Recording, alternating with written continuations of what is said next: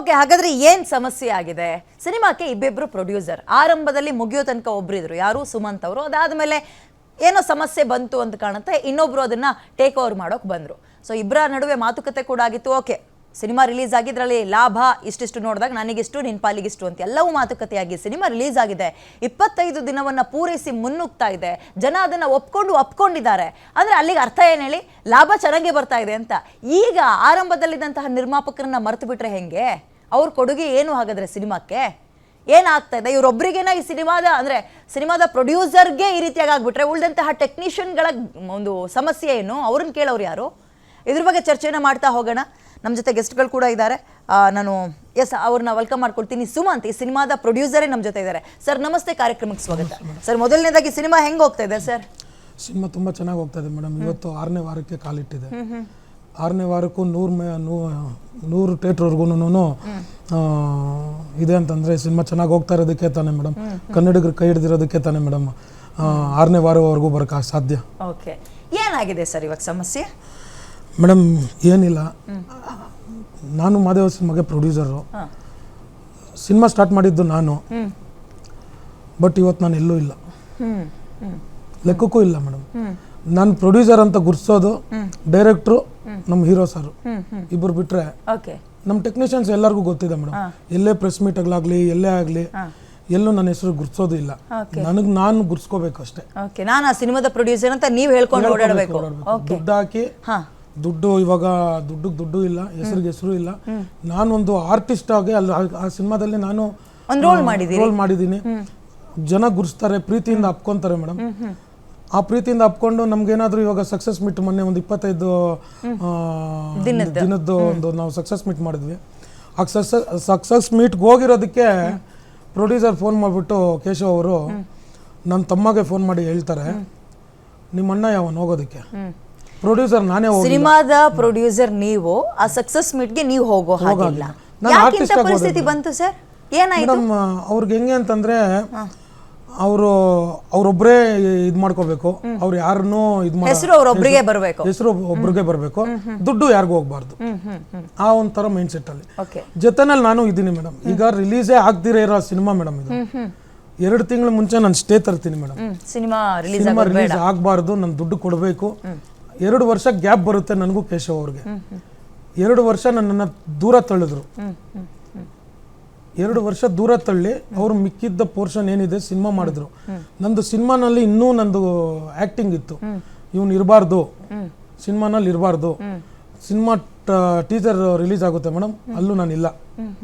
Cinema day 1 ಹೈದರಾಬಾದಿಂದ start ಮಾಡ್ಕೊಂಡ್ಬಂದು ಶಿವಮೊಗ್ಗ, ಚನ್ನಪಟ್ಟಣ, ಕನಕಪುರ ಪ್ರತಿಯೊಂದು ಶೂಟಿಂಗ್ ಸ್ಪಾಟಲ್ಲೂ ನಾವು ಇದ್ದೀವಿ. 24 ಗಂಟೆ ನಾವು ಸಿನಿಮಾ ಅಂತ ಸಾಯ್ತಾ ಇದ್ದೀನಿ. ಆಯ್ತಾ ಮೇಡಮ್? ನಾನು ಒಂದು ಸೈಟು ಸಹ ನಾನು ಮಾರಿದ್ದೀನಿ ಮೇಡಮ್. ಅದಕ್ಕೂ ನಂಗೆ ಹತ್ರ ದಾಖಲೆ ಇದೆ. ನಾನು ಸೈಟು ಮಾರಿ ನಾನು ಸಿನಿಮಾಗೆ ಬಂಡವಾಳ ಹಾಕಿ ನಾನು ಟೆಕ್ನಿಷಿಯನ್ಸ್ ಪೇಮೆಂಟ್ ಕೊಟ್ಟಿದ್ದೀನಿ. ಅಲ್ಲ ಸರ್, ನನಗೊಂದು ಅರ್ಥ ಆಗಲಿಲ್ಲ. ನಮಗೆ ಬಿಡಿಸಿ ಹೇಳಿ, ನೀವು ಈ ಸಿನಿಮಾದ ಪ್ರೊಡ್ಯೂಸರು, ಈ ಕೇಶವ್ ಅವರು ಯಾರು? ಅವರು ಪ್ರೊಡ್ಯೂಸರಾ ಮೇಡಮ್? ಅವರು ಯಾಕೆ ಬಂದ್ರು, ಯಾವಾಗ ಬಂದ್ರು ಮೇಡಮ್? ನಾನು ನಾಗಣ್ಣ ಅವರು ಇನ್ವೆಸ್ಟ್ಮೆಂಟ್ ಮಾಡಿದ್ರು. ನಾಗಣ್ಣ ಅವರು ನಾನು ಸಿನಿಮಾ ಸ್ಟಾರ್ಟ್ ಮಾಡಿದ್ವಿ ಮೇಡಮ್. ನಕ್ಷತ್ರ ಸ್ಟುಡಿಯೋಸ್ ಬ್ಯಾನರ್ ಅಲ್ಲಿ ಇರುತ್ತೆ ಸಿನಿಮಾ. ಓಕೆ, ಅದಾದ ನಂತರ ಒಂದು 2.25 ಕೋಟಿ 2.25 ಕೋಟಿವರೆಗೂ ನಾವು ಖರ್ಚು ಮಾಡಿರ್ತೀವಿ. ನಾಗರಾಜ್ ಅವರು ಅಂದ್ರೆ ಮೈಕೋ ನಾಗರಾಜ್ ಅವರು ಹಳೆ ಆರ್ಟಿಸ್ಟ್ ಅವರು. 2.25 ಕೋಟಿ 2.25 ಕೋಟಿವರೆಗೂ ಖರ್ಚಾಗಿರುತ್ತೆ ಮೇಡಮ್. ಇದು ಏನಾಗುತ್ತೆ ಅಂತಂದ್ರೆ ನಾವು ಅನ್ಕೊಂಡಿರೋ ಬಜೆಟ್ಗೆ ಡಬಲ್ ಆಗ್ತಾ ಬಂತು. ನಮ್ಮ ಹತ್ರ ಅವಾಗ ಮೈಕೋ ನಾಗರಾಜ್ ಅವರು ಇದ್ಕೊಂಡು ಅವರು ಬ್ಯಾಕ್ ಆದ್ರು. ಇವರು ನಡವಳಿಕೆಗಳು ಆಗ್ತಾ ಇರಲಿಲ್ಲ. ಬಟ್ ನಮ್ಗೆ ಇಲ್ಲಿ ಮಿಸ್ಅಂಡರ್ಸ್ಟ್ಯಾಂಡಿಂಗ್ಸ್ ಜಾಸ್ತಿನೇ ಆಗ್ತಾ ಇತ್ತು ಮೇಡಮ್ ಡೇ 1 ಇಂದನೂ. ನಾವೇನ್ ಮಾಡಿದ್ವಿ, ಮತ್ತೆ ಡೈರೆಕ್ಟರ್ ನವೀನ್ ರೆಡ್ಡಿ ಅವರು ಕೇಶವ್ ಅವರ ಇಂಟರ್ಫಿಯರೆನ್ಸ್ ಆರಂಭದ ದಿನದಿಂದಲೂ ಇತ್ತ? ಇಲ್ಲ ಮೇಡಮ್, ಮಧ್ಯದಲ್ಲೇ ಬಂದಿದ್ದು. ಹೆಂಗೆ ಅಂತಂದ್ರೆ ಈಗ ನವೀನ್ ಅವರೇ ಕರ್ಕೊಂಡ್ ಬಂದಿದ್ದು. ಅಂದ್ರೆ ಬಜೆಟ್ ಜಾಸ್ತಿ ಆಗ್ತಾ ಇದೆ, ಇನ್ನೊಂದು ಸ್ವಲ್ಪ ಬಜೆಟ್ ಬೇಕಾಗುತ್ತೆ ಅಂತ. Naveen director madam. Director sir, okay. ನಕ್ಷತ್ರ ಸ್ಟುಡಿಯೋಸ್ ಬ್ಯಾನರ್ ಬಂದ್ಬಿಟ್ಟು ಡೈರೆಕ್ಟರ್ ಇದೆ. ಅದು ಡೈರೆಕ್ಟರ್ಸ್ ಅಲ್ಲೇನೆ ಅರ್ಥ ಆಯ್ತಾ ಮೇಡಮ್? ನಾವಿಬ್ರು ದುಡ್ಡು ಹಾಕಿದ್ದು. ಯಾರು ಮೈಕೋ ನಾಗರಾಜ್ ಅವರು, ಇಬ್ರು ದುಡ್ಡು ಹಾಕಿರ್ತೀವಿ. ಕೇಶವ್ ಅವರು ಬರ್ತಾರೆ. ಕೇಶವ್ ಅವರು ಮಧ್ಯದಲ್ಲಿ ಬಂದು ಕೇಶವ್ ಅವರು ಜವಾಬ್ದಾರಿ ತಗೊಂಡು ಅವಾಗ 3 ಜನ ಸೇರಿ ಒಂದಷ್ಟು ಮತ್ತೆ ಶೂಟಿಂಗ್ ಮಾಡ್ತೀವಿ. Okay okay. ಸಿನಿಮಾಗೆ ಒಟ್ಟು 3 ಜನ ಪ್ರೊಡ್ಯೂಸರ್ಸ್. 3 ಜನ. ಒಬ್ರು ಸುಮಂತ್ ಅವರು, ನೀವು, ಇನ್ನೊಬ್ರು ಮೈಕು ನಾಗರಾಜ್, ಈಗ ಕೊನೆದ ಕೇಳಿ ಬರ್ತಾ ಇರೋರು ಕೇಶವ್ ಅವರು. ಓಕೆ. 3 ಜನ ಸೇರಿ ಮತ್ತೆ ಒಂದಷ್ಟು ಅಮೌಂಟ್ಗಳು ಹಾಕೊಂಡು ಶಿವಮೊಗ್ಗ ಶೆಡ್ಯೂಲ್ ವರ್ಗೂನು ಆಗುತ್ತೆ. ಫೈಟ್ ನಾವು ಇಲ್ಲಿ ಮಾಗಡಿನಲ್ಲಿ ಫೈಟ್ ಅಲ್ಲಿವರೆಗೂ ನಮ್ದು 3 ಜನ ಸೇರಿನೇ ನಾವು ಶೂಟಿಂಗು ಸ್ಟಾರ್ಟ್ ಮಾಡ್ಕೊಂಡು ಚೆನ್ನಾಗಿರ್ತೀವಿ ಎಲ್ಲಾನು. ಇಲ್ಲಿ ಒಬ್ರಿಗೊಬ್ರಿಗೆ ಮಿಸ್ಅಂಡರ್ಸ್ಟ್ಯಾಂಡಿಂಗ್ ಸ್ಟಾರ್ಟ್ ಆಗ್ಬಿಡುತ್ತೆ ಮೇಡಮ್. ಸ್ಟಾರ್ಟ್ ಆದ್ಮೇಲೆ ಏನಾಗುತ್ತೆ, ನನ್ನನ್ನು ದೂರ ಇಟ್ಬಿಡ್ತಾರೆ, ನನ್ನನ್ನು ತೀರಾ ದೂರ ಇಟ್ಬಿಡ್ತಾರೆ. ಕಾರಣ ಹಿಂಗೆ ಮೇಡಮ್, ಮಾಮೂಲಿ. ಇವಾಗ ಇವನಿದ್ರೆ ಇಲ್ಲಿ ಕ್ವಶನ್ ಮಾಡೋಕ್ಕಾಗಲ್ಲ. ನಾವು ಒಂಚೂರು ಲೆಕ್ಕಾಚಾರದಲ್ಲಿ ಕರೆಕ್ಟಾಗಿ ಕೇಳ್ತೀವಿ, ಎಲ್ಲೂ ₹1 ಹೋಗ್ಬಾರ್ದು, ಮೋಸ ಹೋಗ್ಬಾರ್ದು ಅಂತ ನಾವು ಕೇಳ್ತೀವಿ. ಹಾಗಾಗಿ ನಾವು ಕೇಳೋದ್ರಿಂದ ನಾವು ಕೆಟ್ಟವರಾದ್ವಿ, ನಾವು ದೂರ ಬಂದ್ವಿ. ದೂರ ಆಗಿರೋ ಕಾರಣಕ್ಕೆ ಇವರು ಏನು ಮಾಡಿದ್ರು, ಕೇಶವ್ ಅವರೊಬ್ಬರೇ ಜವಾಬ್ದಾರಿ ತಗೊಂಡ್ರು. ಅವತ್ತಿಂದ ಲೆಕ್ಕಾಚಾರ ಏನೂ ಇಲ್ಲ. ಸಿನಿಮಾ 7-8 ಕೋಟಿ ಆಗಿದೆ ಅಂತ ಬಜೆಟ್ ಅವ್ರಿಗೆ ಅವರೇ ಹೇಳ್ಕೊಳ್ಳೋದು ಸ್ಟಾರ್ಟ್ ಮಾಡ್ಕೊಂಡ್ರು. ನನಗೆ ಏನೂ ಇದು ಮಾಡಲಿಲ್ಲ. ನನ್ನ ಹತ್ರ ದಾಖಲೆ ಇತ್ತು. ಸುಮಾರು ಸಲ ನಂದು ಆ್ಯಕ್ಚುಲಿ ಶೂಟಿಂಗ್ ಆ್ಯಕ್ಟಿಂಗು ಇತ್ತು, ಇನ್ನೂ ಪೆಂಡಿಂಗ್ ಇತ್ತು. ಡೈರೆಕ್ಟರ್ಗೆ ಫೋನ್ ಮಾಡಿಬಿಟ್ಟು ಅವ್ನು ಬರಬಾರ್ದು, ಅವ್ನು ಬಂದರೆ ನಾನು ಸಿನಿಮಾ ನಿಲ್ಲಿಸ್ಬಿಡ್ತೀನಿ. ಇದು ಯಾವ ಥರ ನ್ಯಾಯ ಸರ್? ಇದು ಯಾವ ಥರ ಲೆಕ್ಕಾಚಾರ? ಈ ಥರ ಹೇಳ್ತಾ ಇದ್ರು ಮೇಡಮ್. ಡೈರೆಕ್ಟರ್ನು ಕೇಳಿ ಡೈರೆಕ್ಟರ್ಗೆ ಆ ಥರ ಹೇಳಿದ್ರು, ಸುಮಂತ್ ಸಿನಿಮಾಗೆ ಬಂದರೆ ನಾನು ಮಾಡಲ್ಲ ಅನ್ನೋ ಥರ. ನಾನು ಅವತ್ತಿಂದ ನಾನು ಹೇಳ್ತಾ ಇದ್ದೆ, ಬಿಡಪ್ಪ, ನಾನು ಬೇಡ ಅಂದಮೇಲೆ ಸಿನಿಮಾ ಚೆನ್ನಾಗಿದೆ, ಸಿನಿಮಾ ನಾನು ಸ್ಟಾರ್ಟ್ ಮಾಡಿದ್ದೀನಿ, ಆಯಿತು, ಇವತ್ತು ಸಿನಿಮಾ ಚೆನ್ನಾಗಿ ಬರ್ತಾ ಇದೆ ಅಂದಾಗ ಪ್ರತಿಯೊಬ್ಬರೂ ಕಷ್ಟಪಡ್ತಾ ಇದ್ದಾರೆ. ಹೀರೋ ಸಾರು ಇದರಲ್ಲಿ ಅವರು ಆರ್ಟಿಸ್ಟಾಗಿ ಕೆಲಸ ಮಾಡೋದಕ್ಕಿಂತ ಅವರು ಒಂದು ಬೇರೆ ತರನೇ ಕೆಲಸ ಮಾಡಿದ್ದಾರೆ ಮೇಡಮ್. ಸಿನಿಮಾ ಗೆಲ್ಬೇಕು ಅಂತ ಇನ್ವಾಲ್ವ್ಮೆಂಟ್ ತುಂಬಾ ಚೆನ್ನಾಗಿ ಜಾಸ್ತಿ ಇತ್ತು. ಹಣ ಇಸ್ಕೊಂಡೇ ಬರೀ ಒಬ್ಬ ಹೀರೋ ತರ ಆಕ್ಟ್ ಮಾಡಲಿಲ್ಲ ವಿನೋದ್ ಅವರು. ಓಕೆ. Till no madam. ಇವಾಗ ಸಕ್ಸಸ್ ಮೀಟ್ ಮಾಡ್ಬೇಕಾಗಿರೋದು ದುಡ್ಡು ಬರೋದು ಯಾರಿಗೆ ಮೇಡಮ್? ನಿಮ್ಗಳಿಗೆ, ಪ್ರೊಡ್ಯೂಸರ್ಗೆ ಮೇಡಮ್. ಬಟ್ ಸಕ್ಸಸ್ ಪಾರ್ಟಿ ಮಾಡಿದ್ದು ಪಾಪ ವಿನೋದ್ ಸರ್ ಮೇಡಮ್, ಗೊತ್ತಾ? ದುಡ್ಡು ಖರ್ಚು ಮಾಡಿದ್ದು ಅವರು ಮೇಡಮ್. ಓಕೆ. ಪ್ರೊಡ್ಯೂಸರ್ ಕೇಳಿದ್ರೆ ಯಾವ ಸಕ್ಸಸ್ಸು, ಯಾವ ದುಡ್ಡು ಬಂದಿಲ್ಲ, ದುಡ್ಡು ಬಂದಿಲ್ಲ, ಬರೀ ಕೆಟ್ಟ ಮಾತಲ್ಲ ಮೇಡಮ್. ಓಕೆ, ನನಗೆ ಒಂದು ಹೇಳಿ ಸರ್. ಈಗ ನಾನು ಜನರಿಗೆ ಅರ್ಥ ಆಗೋಂಗೆ ಒಂದು ನಿಮಿಷದಲ್ಲಿ ಹೇಳ್ತೀನಿ, ಅದ್ರಲ್ಲಿ ಏನಾದ್ರು ತಪ್ಪಿದ್ರೆ ನೀವು ಕರೆಕ್ಷನ್ ಮಾಡ್ಬಿಡಿ.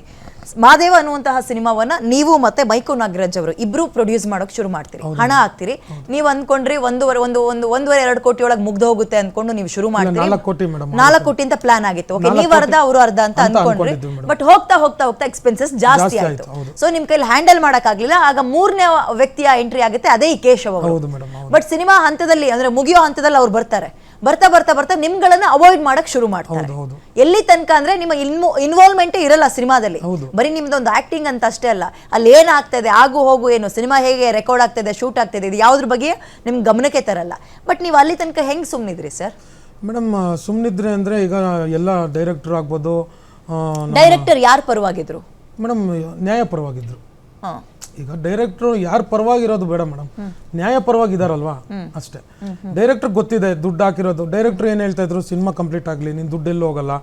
ವಿನೋದ್ ಸರ್ ಒಂದು ಮಾತು ಹೇಳಿದ್ರು, ಸುಮಂತ್ ಅವರೇ, ಡೇ 1 ಇಂದ ನೀವು ಸಿನಿಮಾಗೆ ದುಡ್ಡು ಹಾಕಿರೋದು ನಿಜ, ದುಡ್ಡೆಲ್ಲೂ ಹೋಗಲ್ಲ, ಸಿನಿಮಾ ಚೆನ್ನಾಗಿ ಬರ್ತಾ ಇದೆ, ನೀವು ನೋಡ್ತಿದ್ದೀರಿ. ಕೇಶವ್ ಅವ್ರಿಗೆ ಸಿನಿಮಾ ಬಗ್ಗೆ ಏನೂ ಗೊತ್ತಿಲ್ಲ, ಅರ್ಥ ಆಯ್ತಾ?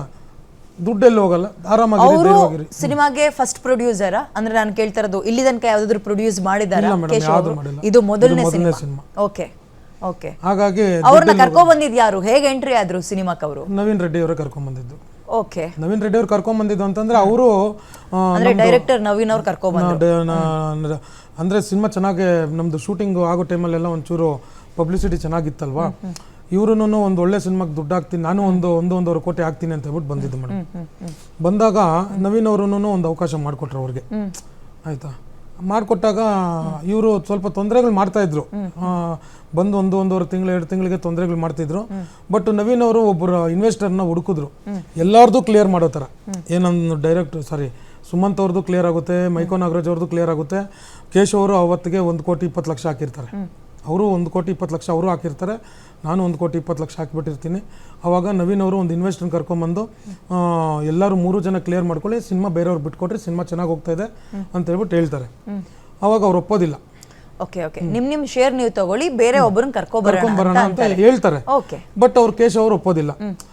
ಅವಾಗ ಏನ್ ಮಾಡ್ಬಿಡ್ತಾರೆ ಅಂತಂದ್ರೆ, ನವೀನ್ ಅವ್ರ ಬ್ಯಾನರ್ ಅಲ್ಲಿ ಇತ್ತಲ್ಲ ನಕ್ಷತ್ರ ಸ್ಟುಡಿಯೋಸ್, ಅದು ನಕ್ಷತ್ರ ಸ್ಟುಡಿಯೋಸ್ ಇಂದ ಏನ್ ಮಾಡ್ಬಿಡ್ತಾರೆ, ಕೇಶವ್ ಅವ್ರ ಬ್ಯಾನರ್ಗೆ ಓನ್ ಆಗಿ ಮಾಡ್ಕೊಂಡ್ಬಿಡ್ತಾರೆ. okay. ಅವಾಗ ಅವ್ರಿಗೆ ಒಂಥರ ಆನೆ ಬಲ Control ಬಂದಂಗೆ ಜಾಸ್ತಿ ಸಿಕ್ತು. Control Okay. ಸಿಕ್ಬಿಡ್ತಲ್ಲ. ಯಾಕೆ ಆ ಕಡೆಗೆ ಶಿಫ್ಟ್ ಆಯ್ತು? ನೀವೆಲ್ಲ ಹೇಗೆ ಒಪ್ಕೊಂಡ್ರಿ ಅದಕ್ಕೆ? ಮೇಡಮ್ ಯಾರಿಗೂ ಗೊತ್ತಿಲ್ದಿರ ಅದೇನಾಗ್ಬಿಡ್ತು ಅಂತಂದ್ರೆ ಚೇಂಬರ್ ಅಲ್ಲೇ ಆಗಿರೋದು ಮೇಡಮ್. ಈಗ ನಾನು ಒಂದು ಚೇಂಬರ್ ಅಲ್ಲಿ ಹೋಗಿದ್ದೆ.